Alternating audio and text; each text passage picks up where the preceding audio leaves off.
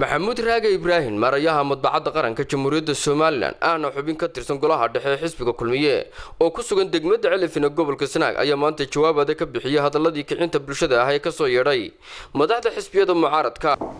anigu waxaan ka mid ahay saraakiisha xisbiga ee golaha dhexe ahna marayaha madbacadda qaranka oday weyn oo xogogaal ah anoo dhalinyaro ah siyaasaddan ku soo biiray ku cimriyay ku koray soddonkii sano Soomaaliland maanta jirtay xubin active ah wax markay dhacaan taariikhda loo celiyaa reference baa loo doonaa waxa loo doonaa taariikh mugle iyo miisaan leh madaxweynayaal badan baa qaranka Soomaaliland soo maray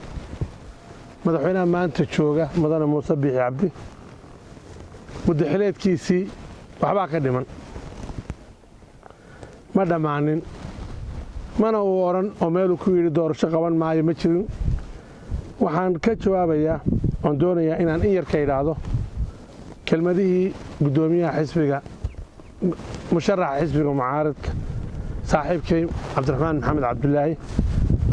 gudoomiye Faysal Cali Xuseen iyo gudoomiye xirsi Xaaji Cali Xasan haatayba maandood khudbadiisii khudbad wanaagsan ma yahayn waxa uu ka sheekeeyay dhimasho waxa uu ka sheekeeyay siiri la afuufayo sababta loo afuufayaana ama siiriga loo afuufayaa ama dhimashada loo geliyana wuxuu leeyahay madaxweynaha madaxweyneedkiisa aan dhamaan ayaa doorasho qaban waayay hadday marka saa marayso waa taariikhda dib u eegnaa waxaynu ka dheeragsanahay madaxweyne musharax Cabdiraxmaan Maxamed Cabdullaahi wuxuu xildhibaan ahaa 14 sano inta muddo xileed loo kordhiyay dhammaan ummadda reer Soomaaliland markhaati bay ka ahayd 15 sano ayay xildhibaanada qaranka Soomaaliland hore u fadhiyeen maanta in madaxweyne Muuse Biixi Cabdi loogu abaalgudo ma ahayn sidan waayo doorasho waa la qaban kari waayo waa la iska daayay isna wuxuu iska noqday permanent speaker of parliament nin iska joogo speaker of parliament madaxweynihii ku guuleystay inuu doorasho isku sidkan qabto oo muddaxileedkii 15 sano xildhibaanada iska fadhiyi jiray soo xidho beejka furo wuxuu ahaa Muuse Biixi Cabdi isagana muddaxileedkiisa may dhamaanin garta weliga barnaamijka lagu soo akhristaa war urura la noqonayaa waa la tartamayaa maanta haday maalintaadii noqotona waa soo noqon haddaad weysana waad weysay laakiin ha laga daayo jiibta iyo jaanta qabyaaladda arinta jiibta iyo jaanta qabyaaladda ha laga daayo oo ha loo noqdo maxaa xeera ha loo noqdo maxaa inoo yaala maxaynu ku kala bixi jirnay in case waanu doonaynaa in doorashadii qabato November in case ay qabsoomo weyso in case ay dhici weydo dalku ma gubandee ma ahan ugube waa urad taahir yaala laba loo kordhiyay waa nool yahay suuqa soo maray Axmed baa laba loo kordhiyay waa nool yahay suuqa soo maray Muuse Biixi maba gaarin muddaxileedkii waqtigu maalin walbaba ciid ma ahan barbuu ku wanaajiyaa waqtigu ku hiiliyaa walaalkii ka dhigaa sidii waqalku daa marbaad kala weecataa waa iyuu cadow ku noqdaa maalin walbaba baasi maysi xildhibaanada qaar baa dhacay soo baxaan madaxweynayaasha qaar baa dhacay soo baxaan qaar baa shaqo hela qaar baa shaqo waaya qaar baa caafimaad qaba qaar baa xanuunsan waqtigu maalin walba ciid ma ahan ciid badan baad soo martay ciidii Jamaal Ali Xuseen laga bireeyay baad soo martay ee la lahaa Jamaalo ka tag Faysal xisbiga uga tagay isaga sameystay adigoo heshiis la galay oo xeer la galay oo wax walba ay bayaan yihiin ragga wadada Jamaal mariyay waxa ka mid ahaa ninka ku ag fadhiyay Faysal ina Cali Xaaji Xasan wada laga mariyay Jamaal Cabdiraxmaan Maxamed Cabdullaahi oo maanta musharaxa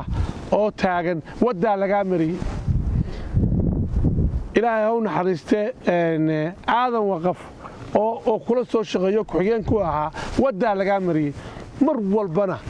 marka wadada dadka laga marinayay waxaad ku cararaysaa mar walbaba saad dimuqraadi uga sheekeynayso ayaad hayb u cararaysaa hayb ma taalo dadkana nabad geli 20 sano gudoomiyaad ahayd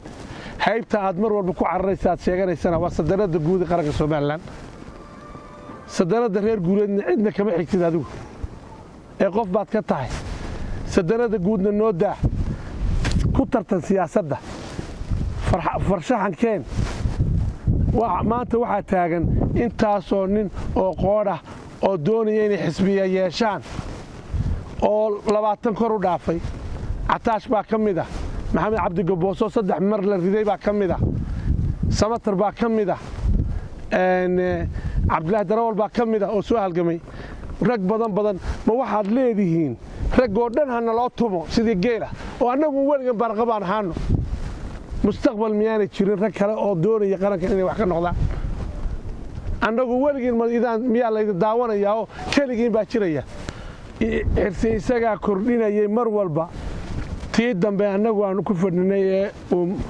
Axmed Maxamed Maxamuud Siiraay madaxweynaha ka ahaa mar walba kordhintu dagaalgalay mar walba odayga inuu sii joogo jeclaa soo isaga sii shaqaysto waynu ognahay cadceedaasi say u muuqato ayay u muuqatay hadallo badan waa ka baxeen hadallo badan ku noqon maayo suur la fuufi maayo wax hadallo badan waa ka baxeen madaxweyne waxaan leeyahay xirsiyow madaxweynaha xilkiisii weli ma dhamaanin waxaana bedeli doono madaxweyne la doortay ومحمد سوت التلفزيون قرنك سومالان حلفين